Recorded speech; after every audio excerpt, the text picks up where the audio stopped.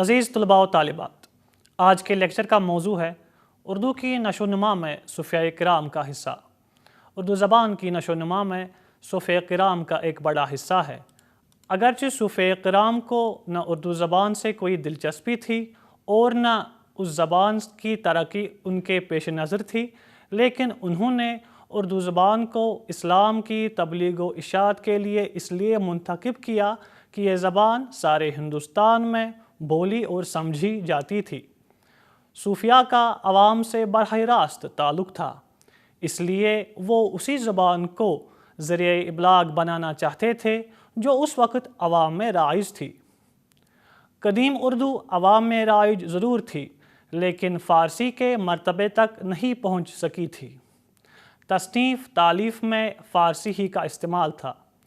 یہ صوفیاء کرام ہی تھے جن کی بدولت قدیم اردو رشد و ہدایت، پند و موعظت کا مؤثر ذریعہ بن گئی، جس کی وجہ سے رفتہ رفتہ اس زبان میں فکر و فن کے اظہار کی اچھی صلاحیت پیدا ہو گئی۔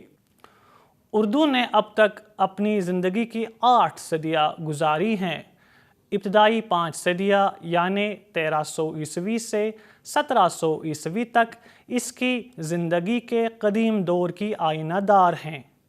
ہر زبان کے ادب میں نظم پہلے رائج ہوتی ہیں اور نثر بعد میں۔ یہی وجہ ہے کہ اردو ادب کی ابتدائی صدیوں میں نظم کے مقابلے میں نثر بہت کم ملتی ہیں۔ اردو نثر کے فقرے اور جملے باقاعدہ نثری کتابوں سے پہلے صوفیاء کے ملفوظات میں ہی ملتے ہیں۔ یہ فقرے اور جملے اردو کی قدیم نثری مکالموں کے باقیات الصالحات کہے جا سکتے ہیں۔ اس لیے اردو کی ابتدائی نشو و نما میں صوفیاء کرام کی خدمات نظر انداز نہیں کی جا سکتیں۔ اردو کے سلسلے میں جن صوفیاء نے اپنی خدمات انجام دی ہیں، ان کا فرداً فرداً ایک اجمالی جائزہ پیش ہے۔ حضرت خواجہ معین الدین چشتی علیہ رحمہ۔ حضرت خواجہ معین الدین چشتی علیہ رحمہ کی پیدائش 1126 عیسوی اور وفات 1235 عیسوی میں ہوئی۔ آپ سلسلہ چشتیہ سے وابستہ تھے۔ خواجہ غریب نواز پرتھوی راج یتھورا کے زمانے میں تبلیغ کے لیے ہندوستان آئے۔ پہلے ملتان میں قیام کیا، جہاں آپ نے لازماً مقامی زبان سے آشنائی حاصل کی ہوگی۔ پھر آپ کا مرکز اجمیر ہو گیا، جو آج ہندو اور مسلمانوں کے لیے روحانی فیوض و برکات حاصل کرنے کا بہت بڑا مرکز مانا جاتا ہے۔ آج برصغیر میں اسلامی تہذیب و ثقافت کے جو اجلے نقوش نظر آتے ہیں، ان میں بڑا حصہ حضرت خواجہ معین الدین چشتی علیہ رحمہ کی کوششوں کا ہے۔ آپ نے اجمیر میں تبلیغ اسلام کا ایک مستقل نظام قائم کیا۔ اس نظام میں مرکزی حیثیت اجمیر کی خانقاہ کو حاصل تھی، جس کے تحت 2 مراکز تھے۔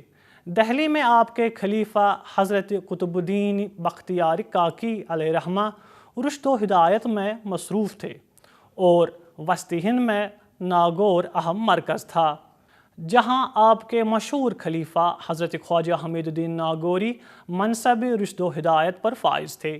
لاہور میں حضرت فرید الدین گنجی شکر مخلوق خدا کی ہدایت کے منصب پر فائز تھے۔ حضرت خواجہ معین الدین چشتی علیہ رحمہ مخلوق خدا کو سبق کے بجائے اپنے عمل سے درس دیتے تھے۔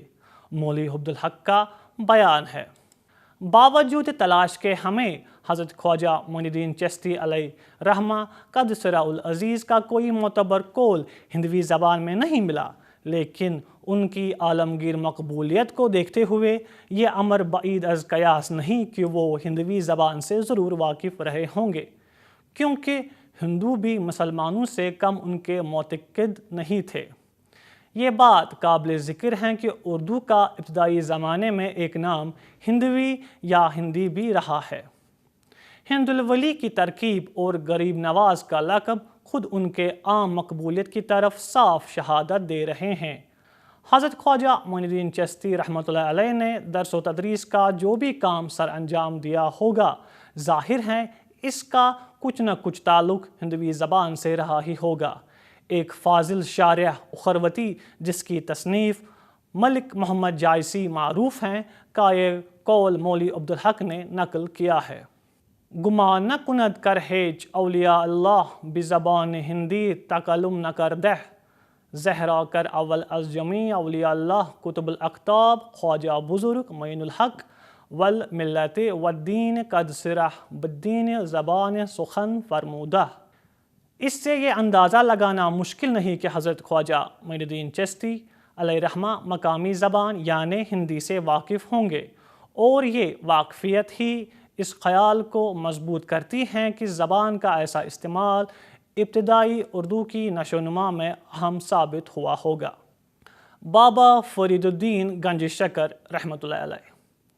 خواجہ فرید الدین گنج شکر بابا فرید کے نام سے مشہور ہیں۔ آپ کا پورا نام شیخ فرید الدین مسعود تھا۔ خواص و عام میں گنج شکر یا شکر گنج کے لقب سے مشہور ہوئے۔ حضرت خواجہ قطب الدین بختیار کاکی کے مرید بھی تھے اور خلیفہ بھی۔ آپ کا تعلق خواجہ بزرگ یعنی حضرت خواجہ معین الدین چشتی علیہ رحمہ سے بھی تھا۔ مختلف بیانات سے یہ پتہ چلتا ہے کہ بابا فرید کو سماع سے بڑی دلچسپی تھی، خود فارسی اشعار برمحل پڑھتے تھے۔ شیخ عبدالحق محدث دہلوی نے موصوف کی ایک فارسی رباعی نقل کی ہے۔ ان کے ہندی ملفوظات، فقرے اور دوہے بھی جا بجا ملتے ہیں۔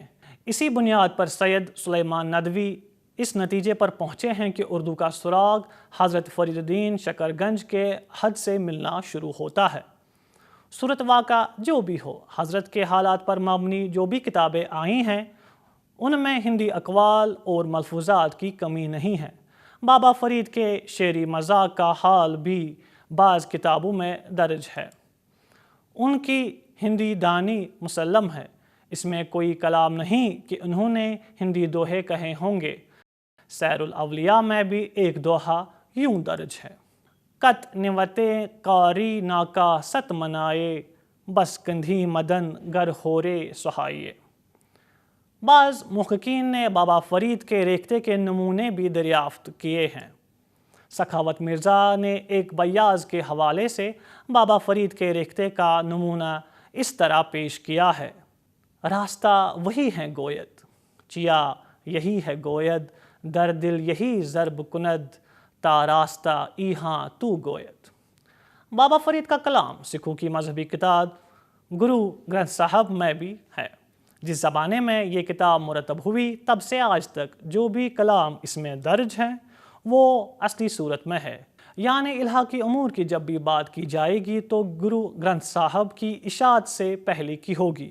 اتنی بات مان لینے میں کوئی مضحکہ نہیں کہ بابا فرید ہندی جانتے تھے اور ہندوی گو بھی تھے، لہٰذا انہوں نے تبلیغ و اشاعت کا جو بھی کام سر انجام دیا اس میں ہندوی یعنی قدیم اردو کے مزاج کا عمل دخل ضرور رہا ہوگا۔ حضرت امیر خسرو رحمۃ اللہ علیہ۔ 14ویں صدی عیسوی کے صوفیاء میں امیر خسرو کا نام بڑی اہمیت کا حامل ہے۔ وہ ترکی النسل تھے۔ ان کے والد امیر سیف الدین محمود ہزاروں بلخ کے امراء میں شمار ہوتے تھے۔ چنگیز خان کے حملوں سے تنگ آ کر ہندوستان آئے اور دہلی کے ایک مشہور امیر عماد الملک کی بیٹی سے شادی کی، جن سے 3 لڑکے ہوئے، جن میں سب سے چھوٹے حضرت امیر خسرو علیہ رحمہ تھے۔ حضرت امیر خسرو خداداد صلاحیتوں کے مالک تھے۔ شاعری کا شوق پیدائشی تھا۔ کم عمری میں تمام مروجہ علوم میں کمال حاصل کر لیا تھا۔ فارسی ان کے اجداد کی زبان تھی تو ہندوی یا اردو نینیحال کی زبان تھی۔ انہوں نے ان دونوں زبانوں میں مہارت حاصل کی تھی۔ اس کے علاوہ ان کو ترکی، عربی اور سنسکرت پر بھی عبور حاصل تھا۔ ان دنوں شمالی ہند میں جو زبانیں اور بولیاں رائج تھیں ان سے واقف بھی تھے۔ ہندوستانی اور ایرانی موسیقی میں ان کی مہارت خداداد تھی۔ ہندی اور ایرانی راگوں کے میل سے امیر خسرو نے کئی راگنیاں ایجاد کی تھی۔ کہا جاتا ہے کہ ستار انہی کی ایجاد ہیں اور قوالی بھی انہی کی دین ہے۔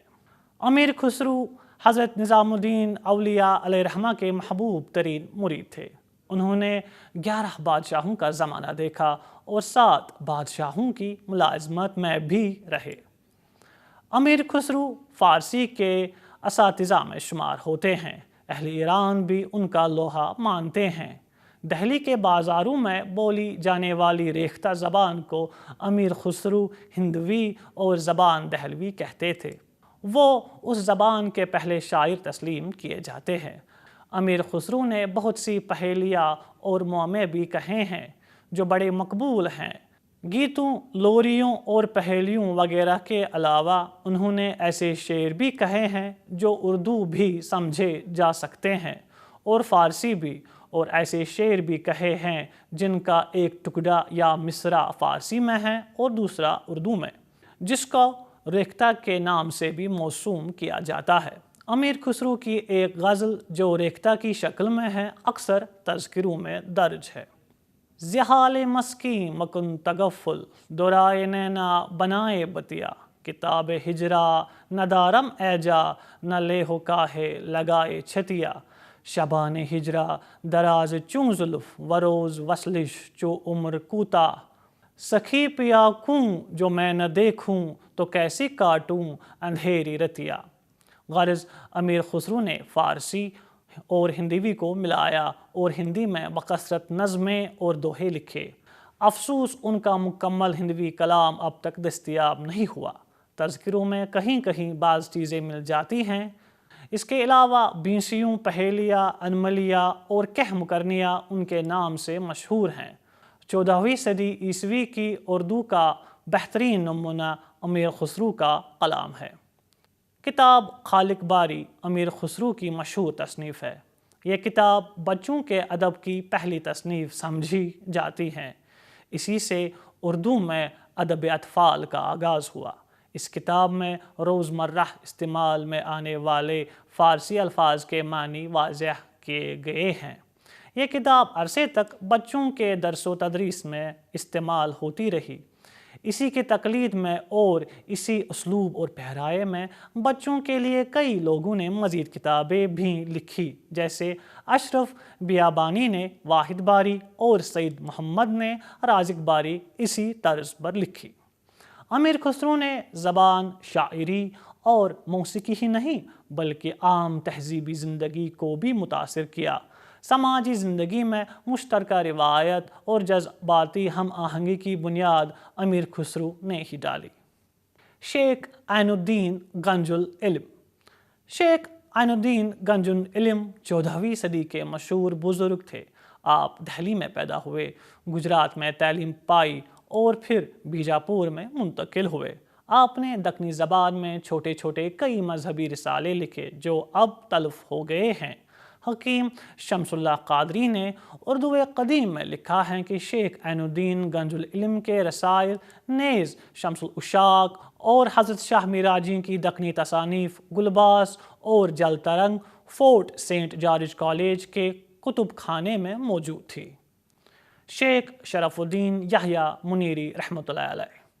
14ویں صدی کے ایک اور بزرگ و صوفی کامل حضرت شیخ شرف الدین یحییٰ منیری ہے، جو بہار کے قصبے منیر کے رہنے والے تھے۔ کا شمار ان اولیاء میں ہوتا ہے جن کا فیض آج بھی جاری و ساری ہے اور مخلوق خدا کی ہدایت کا باعث ہے۔ آپ کے بتائے ہوئے وظائف سانپ، بچھو اور سایہ کے اتارنے اور دفع امراض کے لیے پڑھے جاتے ہیں، جن کے آخر میں آپ کی دعائی ہوتی ہے۔ مولوی عبدالحق کا بیان ہے کہ شیخ شرف الدین یحییٰ منیری پوربی اور ہندوی بادشاہ کے شاعر بھی تھے۔ حضرت سید محمد حسینی خواجہ بندہ نواز گیسو دراز رحمۃ اللہ علیہ۔ سلطان محمد تغلق نے 1327 عیسوی میں دولت آباد کو ہندوستان کا دارالسلطنت بنایا اور ساری دہلی کو اجاڑ کر یہاں لایا، تو اس وقت حضرت نظام الدین اولیاء علیہ الرحمہ کے بہت سے خلفاء اور مرید دولت آباد آئے۔ دکن کی خلافت شیخ برہان الدین غریب اور ان کے بڑے بھائی شیخ منتجب الدین زرزری بخش کو عطا ہوئی۔ یہ لوگ یہی رہ گئے اور یہاں انہوں نے مخلوق خدا کی تعلیم کا سلسلہ جاری رکھا۔ شیخ برہان الدین غریب اپنے 40 ہمراہیوں کے ساتھ دولت آباد آئے تھے۔ ان میں سید محمد یوسف الحسینی دہلوی عرف شاہ راجو بھی تھے۔ سید محمد یوسف الحسینی راجہ اور راجو کتال کے نام سے بھی جانے جاتے ہیں۔ آپ نے 5 شوال المکرم 731 ہجری بمطابق 1330 عیسوی کو دولت آباد میں انتقال فرمایا۔ آپ کے فرزند سید محمد حسینی، جو عام طور پر خواجہ بندہ نواز گیسر دراز کے نام سے مشہور ہیں، 815 ہجری بمطابق 1412 عیسوی میں سلطان فیروز شاہ کے دور میں گلبرگہ تشریف لائے اور 825 ہجری بمطابق 1422 عیسوی میں یہیں انتقال فرمایا۔ خواجہ بندہ نواز گیسو دراز نے جنوبی ہند میں اشاعت اسلام کی زبردست خدمت انجام دی۔ آپ اپنے وقت کے ایک جلیل القدر مفسر، محدث، فقیہ، صوفی، بلند پایہ عالم اور عارف کامل تھے۔ آپ دولت آباد میں پیدا ہوئے اور اپنے والد سید محمد حسینی المعروف بہ شاہ راجو کتال کی وفات کے بعد دہلی چلے گئے اور سلطان فیروز شاہ بہمنی کے دور میں گلبرگہ تشریف لائے اور یہی انتقال فرمایا۔ خواجہ بندہ نواز حضرت خواجہ نصیر الدین چراغ دہلوی کے مرید اور خلیفہ تھے۔ علم تصوف میں آپ کی متعدد تصانیف ہے۔ آپ کے مریدوں اور معتقدین کا دائرہ نہایت وسیع تھا۔ آپ اپنے مریدوں کو علم تصوف، حدیث، فقہ اور سلوک کا درس دیا کرتے تھے۔ جو لوگ عربی و فارسی سے ناواقف تھے ان کے لیے دکنی میں تقریر فرمایا کرتے تھے۔ بہت سے اردو رسالے آپ سے منسوب ہیں۔ ان میں معراج العاشقین، ہدایت نامہ، شکار نامہ وغیرہ قابل ذکر ہیں۔ مولوی عبدالحق معراج العاشقین کو مرتب کر چکے ہیں۔ مولوی عبدالحق لکھتے ہیں کہ اس رسالے کے علاوہ میرے پاس آپ کے متعدد رسالے اسی زبان یعنی دکنی میں موجود ہیں، مثلاً تلاوت الوجود، دار الاسرار، شکار نامہ، تمثیل نامہ، 8 مسائل وغیرہ۔ اگرچہ زبان ان کی قدیم ہے لیکن یہ کہنا بہت مشکل ہے کہ انہی کی تصانیف ہیں یا ان سے منسوب ہے۔ مذکورہ بالا کتابوں کا موضوع تصوف اور سلوک ہے۔ ڈاکٹر گیان چند نے البتہ تحقیق کی ہے کہ خواجہ بندہ نواز نے اردو نثر میں کوئی رسالہ نہیں لکھا۔ حضرت خواجہ بندہ نواز شاعر بھی تھے۔ شہباز، محمد اور بندہ تخلص فرماتے تھے۔ آپ کی نظم کے مختلف نمونے اور چکی نامے دستیاب ہوئے ہیں۔ مختلف بیاضوں میں بعض بیماریوں کے نسخے اور بعض شعر آپ کے نام سے موسوم کیے جاتے ہیں۔ حضرت خواجہ بندہ نواز نے اپنی زندگی کے آخری 10 سال گلبرگہ میں بسر کیے اور سرزمین دکن کو اپنی تعلیم و تلقین سے فیض پہنچاتے رہے۔ مولوی عبدالحق کا بیان ہے کہ آپ کا معمول تھا کہ نماز ظہر کے بعد طلباء اور مریدوں کو حدیث و تصوف اور سلوک کا درس دیا کرتے تھے اور گاہے گاہے کلام فقہ کی تعلیم بھی دیتے تھے۔ جو لوگ عربی و فارسی سے واقف نہ تھے ان کو سمجھانے کے لیے ہندوی زبان میں تقریر فرمایا کرتے تھے۔ حضرت شاہ میراجی شمس العشاق۔ حضرت شاہ میراجی شمس العشاق علیہ رحمہ ان اولیاء اللہ میں سے ہیں جن کا فیض صدہا مخلوق خدا کی ہدایت کا باعث ہوا۔ آپ نے بیجاپور میں ایک ایسے خاندان کی بنیاد ڈالی جس میں آپ کے جانشین یک کے بعد دیگرے کئی پشت تک بڑے صاحب علم اور صاحب ذوق ہوئے۔ انہوں نے اردو کو اپنی زبان سمجھا اور اسی زبان میں سلوک و معرفت پر متعدد رسالے اور مثنویاں لکھی۔ میراجی شمس العشاق حاجی دوام الدین کے صاحبزادے تھے۔ آپ مکہ معظمہ میں پیدا ہوئے۔ ایک عرصے تک وہی قیام پذیر بھی رہے۔ 12 سال روضہ نبی مبارک صلی اللہ علیہ وآلہ وسلم کے قریب رہے۔ ایک روز شب جمعہ کو حالت خواب میں حضرت صلی اللہ علیہ وآلہ وسلم نے آپ کو ہندوستان جانے کے لیے ارشاد فرمایا۔ آپ ہندوستان آئے اور حضرت شاہ کمال الدین مجرد بیابانی کے مرید ہوئے۔ شاہ کمال الدین شاہ جمال الدین مغربی کے مرید تھے اور وہ حضرت سید محمد حسینی گیسو دراز کے مرید تھے۔ حضرت گیسو دراز کا فیض دکن میں بہت عام ہے۔ شاہ میران جی اور ان کے خانوادے نے اردو زبان میں تصنیف و تالیف کا کام انجام دیا۔ آپ کی بدولت بیجاپور میں اس زبان کو اس قدر فروغ ہوا کہ یہاں ایسے خوش بیاں اور بلند خیال شاعر پیدا ہوئے جن کی نظیر اردو کے شاعروں میں بہت کم ملتی ہے۔ عادل شاہی سلطنت کا بانی یوسف عادل شاہ میراجی شمس العشاق کا بڑا ادب کرتا تھا۔ اسی زمانے میں آپ کا انتقال ہوا۔ میراجی کی مریدوں کا حلقہ نہایت وسیع تھا۔ آپ نے اردو میں درس و تدریس، تعلیم و تلقین کے علاوہ تصنیف و تالیف کا بھی کام کیا۔